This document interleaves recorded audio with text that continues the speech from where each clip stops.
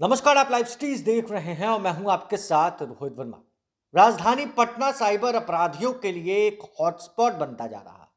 हम ऐसा इसलिए कह रहे हैं क्योंकि जाम तारा वेब सीरीज आपने देखी होगी। जाम तारा का नाम भी आपने सुना होगा।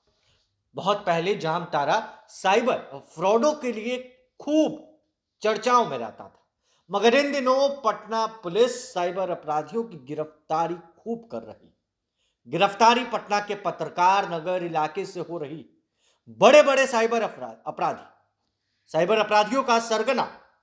और अब देखिए, एक ऐसा साइबर अपराधी जो रात के अंधेरे में, कह सकते हैं 3 बजे सुबह सुबह, वो लोग ठगी का पैसा निकालने के लिए एटीएम जाते थे।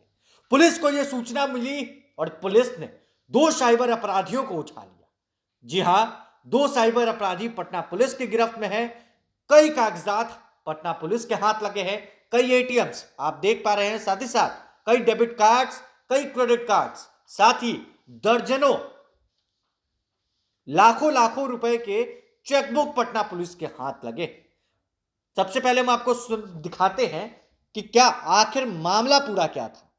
देखिए, 29 तारीख को करीब 3 बजे भोर में यह गुप्त सूचना प्राप्त पटना पुलिस को हुई कि साइबर ठगी से संबंधित गिरोह के कुछ सदस्य और पब्लिक की नजर से बचने के लिए भोर के समय में ठगी का पैसा एटीएम से निकालने के लिए आते।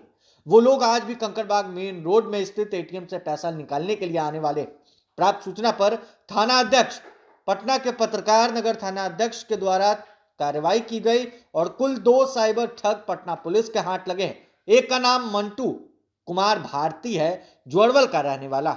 दूसरा सिंटू कुमार, करीब 22 वर्ष, जो अरवल का रहने वाला है। करपी थाना क्षेत्र अंतर्गत ये आता है, जिला अरवल, जिसका पास से एक मोटरसाइकिल के साथ गिरफ्तार किया गया।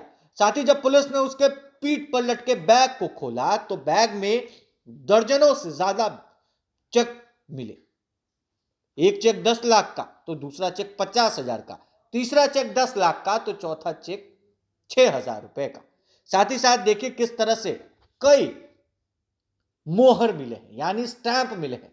साथ ही साथ भारत सरकार का एक स्टैंप भी पटना पुलिस के हाथ लगा है।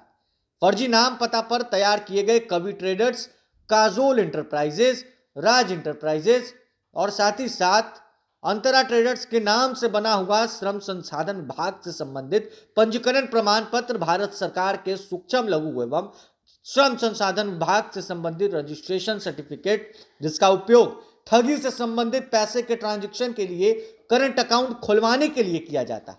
जब पुलिस ने पूछताछ की तो उन्होंने यह कबूला कि पकड़े गए दोनों साइबर ठग एक संगठित साइबर ठगी करने वाले गिरोह के सदस्य हैं, जिनमें से 15 और 20 सदस्य काम करते हैं, जिन्हें कंप्यूटर, मोबाइल फोन, इंटरनेट आदि के काफी जानकारी है। और ये लोग लैपटॉप आदि के द्वारा आम आदमी को कॉल करके संदेश, मेल, व्हाट्सएप यानी मैसेजेस भेजते हैं और उनके आंखों में झांसा देकर, उनको झांसा में डालकर लाखों लाखों रुपए उनकी मेहनत की कमाई को अपने इस जो संस्थाओं के नाम पर इन्होंने करंट अकाउंट खुलवा रखा है उसमें तुरंत ट्रांसफर कर लेते हैं।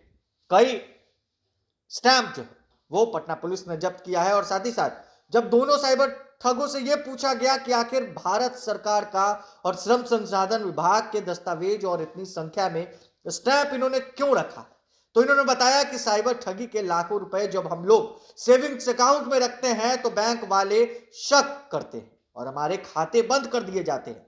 सेविंग अकाउंट में साइबर ठगी के पैसे के ट्रांजैक्शन पर सरकार की नजर रहती है, इसलिए हम लोगों ने अलग अलग नाम के नकली ट्रेड कंपनी, फर्म, एजेंसी और अलग अलग कंपनियों का स्टैंप बनवाकर बैंक अकाउंट खुलवा रखा है।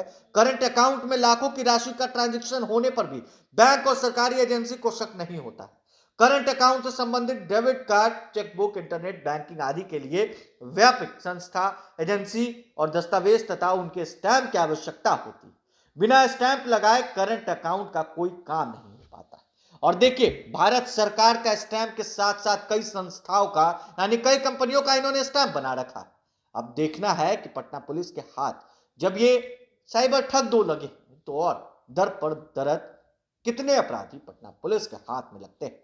कहीं ना कहीं एक बड़ी सफलता पटना पुलिस के हाथ लगी।